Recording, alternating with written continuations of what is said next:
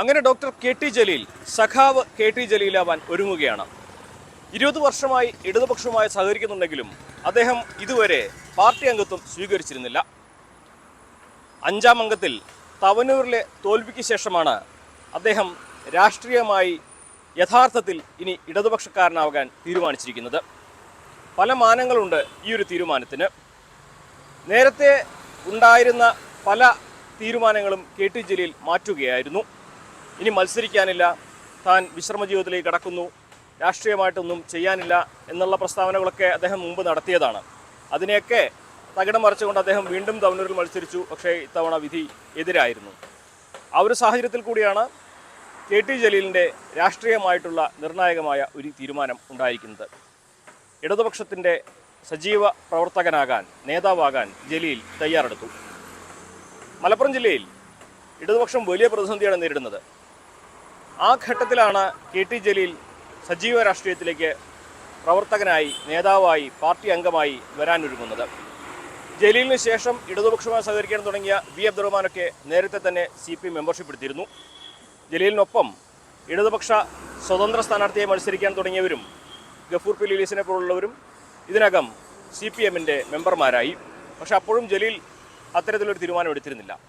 ഇന്നിപ്പോൾ മാറിയ സാഹചര്യത്തിൽ പാർട്ടിക്കും കൂടി ഗുണമുണ്ടാകുന്ന സാഹചര്യത്തിലാണ് ജലീൽ അത്തരത്തിലൊരു തീരുമാനത്തിലേക്ക് എത്തിയതെന്നാണ് വിലയിരുത്തേണ്ടത്. പ്രത്യേകിച്ച് മലപ്പുറത്ത് വലിയ അടിയൊഴുക്ക്, വലിയ തകർച്ച CPM നേരിട്ടുന്ന ഒരു സമയമാണിത്. വിജയരാഘവൻ എന്ന മുതിർന്ന നേതാവിനെതിരെ, PB അംഗത്തിനെതിരെ പാർട്ടിയിൽ വലിയ തോതിൽ തന്നെ രോഷം നിറഞ്ഞു നിൽക്കുന്ന സമയം. പല പ്രവർത്തകരും പരസ്യമായും അല്ലാതെയൊക്കെ അവരുടെ പ്രതിഷേധം ഇതിനകം രേഖപ്പെടുത്തി കഴിഞ്ഞു. നേതൃതലത്തിൽ തന്നെ ആര് നയിക്കണമെന്ന് ഒരു ആശങ്ക, പ്രവർത്തകർക്കിടയിൽ ആരെ അനുസരിക്കണമെന്ന അല്ലെങ്കിൽ ആരെ അംഗീകരിക്കണമെന്ന ആശങ്ക നിലനിൽക്കുന്ന ഘട്ടം. ഇവിടെയാണ് കെ ടി ജലീൽ പാർട്ടി അംഗത്വത്തിലേക്ക് വരുന്നത്.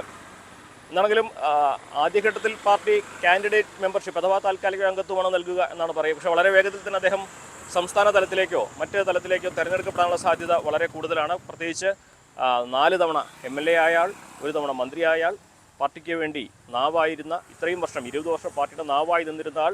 അങ്ങനെ പല തലങ്ങളുണ്ട് കെ ടി ജലീലിൻ്റെ രാഷ്ട്രീയ ജീവിതത്തിന്. അതിനപ്പുറം അദ്ദേഹം നേരത്തെ പ്രൊഫസറായിരുന്നു. അദ്ദേഹം അതിൽ നിന്ന് വിരമിക്കുകയും ചെയ്തു. അപ്പോൾ ഇനി മുമ്പിൽ സജീവ രാഷ്ട്രീയത്തിൻ്റെ നാളുകളാണെന്ന് ജലീൽ വ്യക്തമാക്കുമ്പോൾ ദീർഘകാല ലക്ഷ്യങ്ങൾ തന്നെയാണ് മുന്നിലുള്ളത്. സ്വാഭാവികമായിട്ടും അടുത്ത പാർലമെൻറ്റ് തെരഞ്ഞെടുപ്പ്, ആ തെരഞ്ഞെടുപ്പിൻ്റെ മുൻപായി പാർട്ടിയെ ശക്തിപ്പെടുത്തുക, പാർട്ടിയുടെ ചോർച്ചയുണ്ടായിരുന്ന ഇടങ്ങളൊക്കെ തിരിച്ചറിഞ്ഞ് അവിടെയെല്ലാം പാർട്ടിയെ തിരിച്ചു കൊണ്ടുവരിക തുടങ്ങിയ വലിയ ലക്ഷ്യങ്ങൾ ഇടതുപക്ഷത്തിനുണ്ട്. അതിനൊക്കെ മുസ്ലിം ലീഗിൻ്റെ കൂടി കൃത്യമായ ചലനങ്ങൾ മനസ്സിലാക്കുന്ന കെ ടി ജലീലിൻ്റെ സാന്നിധ്യം, കെ ടി ജലീൽ പാർട്ടി അംഗമായി നേതാവായി വരുമ്പോൾ ഉണ്ടാകുന്ന ആ മാറ്റം, അത് പാർട്ടിക്ക് ഗുണം ചെയ്യും എന്ന് തന്നെയാണ് വിലയിരുത്തുന്നത്. എന്താണെങ്കിലും ജലീലിയൻ ശൈലി CPMൽ ഇനി എങ്ങനെയാകും എന്നുള്ളതും, ജലീൽ ഇടതുപക്ഷത്തിൻ്റെ CPMൻ്റെ തനത് ശൈലിക്കൊത്ത് പ്രവർത്തിക്കുമോ എന്നുള്ളതുമാണ് കണ്ടറിയേണ്ടത്. മലപ്പുറത്തെ ഇടതുപക്ഷത്തിൻ്റെ ദീർഘകാല നേട്ടമായിട്ടോ അല്ലെങ്കിൽ കോട്ടമായിട്ടോ ജലീലിൻ്റെ ഈ മെമ്പർഷിപ്പ് മാറിയേക്കും. എന്താണെങ്കിലും എന്തെല്ലാം മാറ്റങ്ങൾ കെ ടി ജലീൽ, സഖാവ് കെ ടി ജലീലാകുമ്പോൾ ഉണ്ടാകും എന്നുള്ളതാണ് ഇനി കണ്ടറിയേണ്ടത്.